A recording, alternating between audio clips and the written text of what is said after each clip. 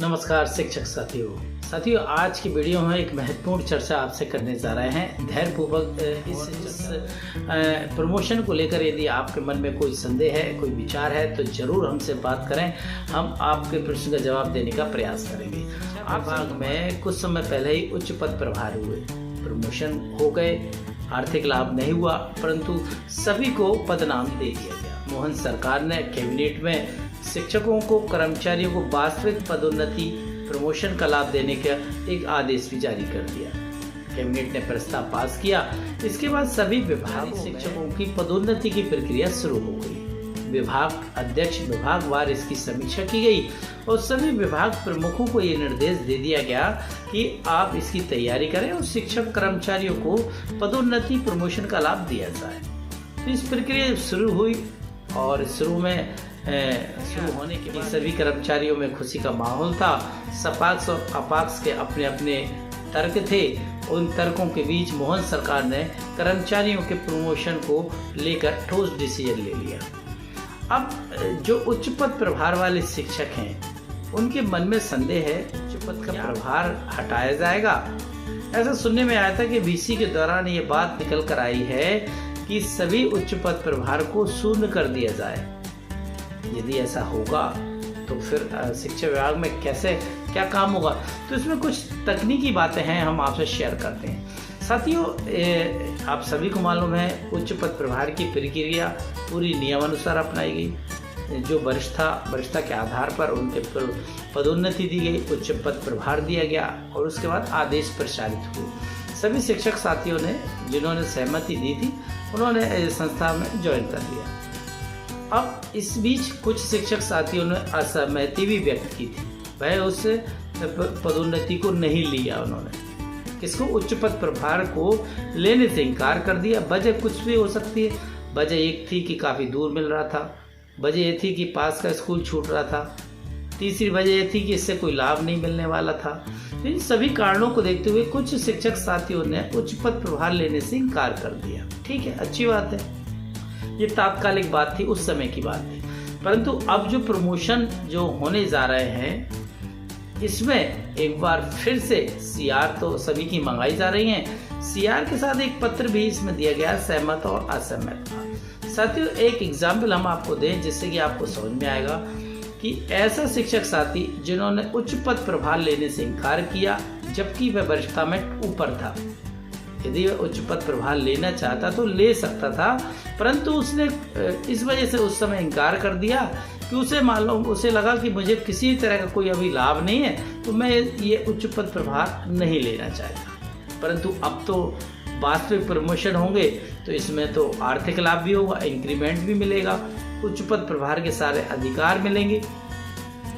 अब ऐसे में वही शिक्षक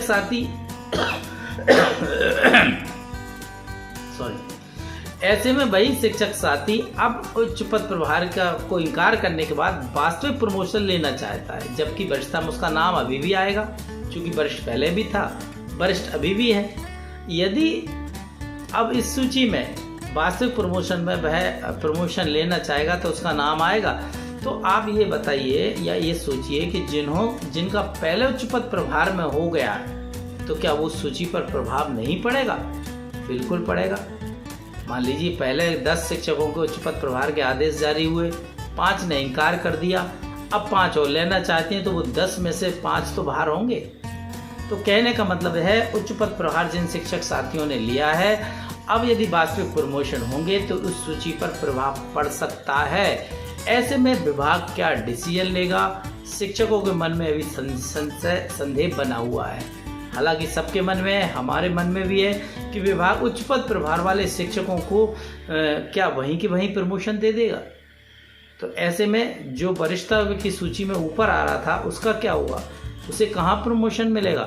क्योंकि पद तो सारे भर दिए गए हैं। तो सारे पदों को शून्य किया जाएगा, ऐसी खबरें भी आ रही हैं। यदि सारे पदों को शून्य किया जाएगा तो जो उच्च पद प्रभार में चले गए हैं तो इनके सारे जो आदेश हैं वे निरस्त हो जाएंगे। सभी उच्च पद प्रभार के आदेश निरस्त होने के बाद नए सिरे से सूची बनेगी, नए सिरे से वरिष्ठता का निर्धारण होगा, फिर उसी क्रम में वास्तविक प्रमोशन होंगे। अब ऐसे में कुछ शिक्षक साथी छूट जाएंगे जिन्होंने उच्च पद प्रभार लिया था, अब कुछ साथी वंचित हो सकते हैं। एक तो ये बात। दूसरा, उच्च पद प्रभार में किसी भी तरह के आरक्षण की कोई व्यवस्था नहीं थी। वहाँ कोई तरह का आरक्षण रोटेशन नहीं अपनाया गया, और जो वरिष्ठता में आ रहा था उसको उच्च पद प्रभार का आदेश दिया गया। परंतु अब वास्तविक जो प्रमोशन हो रहा है इसमें तो आरक्षण की व्यवस्था है। तो आरक्षण जब लागू होगा तो हर कैटेगरी के अपने अपने पद बिल्कुल तय होंगे कि एससी के इतने पद हैं, एसटी के इतने हैं, ओबीसी के इतने, अनारक्षित के इतने, सबके अलग अलग हैं।